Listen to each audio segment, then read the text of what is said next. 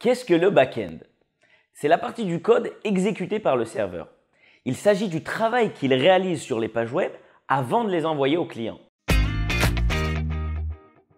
Le travail du serveur sera codé dans un langage propre à lui, le langage serveur.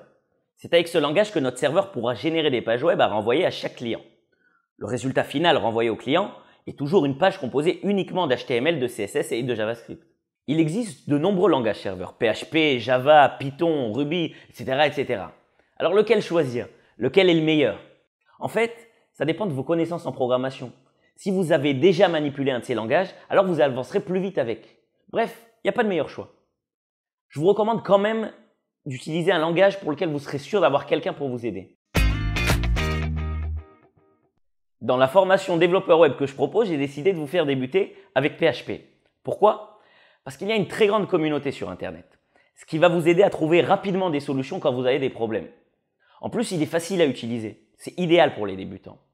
Et aussi, WordPress est en PHP, ce qui peut être bien utile si vous voulez personnaliser vos sites basés sur WordPress.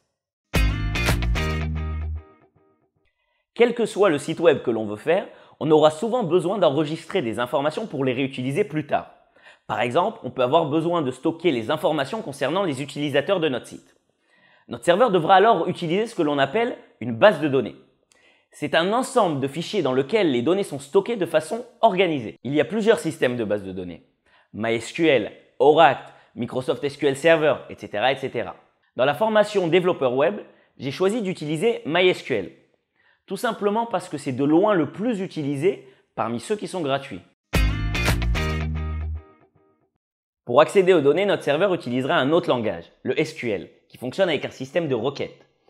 Par exemple, on peut faire une requête pour récupérer la liste de tous les utilisateurs inscrits le mois dernier. Voilà, c'est tout pour les bases du développement back-end. J'espère que vous avez maintenant une meilleure vue d'ensemble sur le développement web. À bientôt!